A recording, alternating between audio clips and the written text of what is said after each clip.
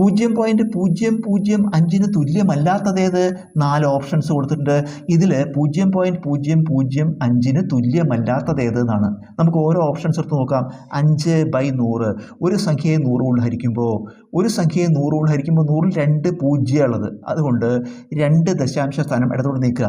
അംശത്തിൽ 2 ദശാംശ സ്ഥാനം ഇടത്തോട്ട് നീക്കുക. അംശത്തിൽ ഇവിടെ ഒരു സ്ഥാനമേ ഉള്ളൂ. അപ്പോൾ ഇവിടെ ഒരു 0 ഇട്ടിട്ട് ഇപ്പോൾ പോയിന്റ് ഇടുക. അപ്പോൾ ഉത്തരം എന്ത് വരും? 0.05 എന്ന് വരും. 0.05.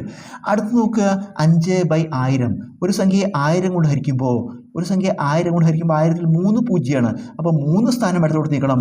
ഒരു സംഖ്യ 1000 കൊണ്ട് ഹരിക്കുമ്പോൾ 3 സ്ഥാനം ഇടത്തോട്ട് നീക്കണം. അംശത്തിൽ ഇവിടെ ഒരു സ്ഥാനമേ ഉള്ളൂ. ഇപ്പോൾ 2 പൂജ്യം കൂടി ഇട്ടാലേ 3 സ്ഥാനമാവുള്ളൂ. അപ്പോൾ എന്ത് വരും? 0.005.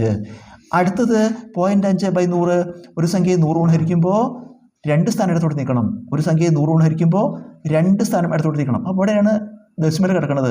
2 സ്ഥാനം ഇവിടുന്ന് അങ്ങോട്ട് 2 സ്ഥാനം നീക്കണം. അപ്പോൾ എന്ത് ചെയ്യണം? 2 പൂജ്യം കൂടി ഇടതുവശത്ത് കിടണം. അപ്പോൾ 0.005.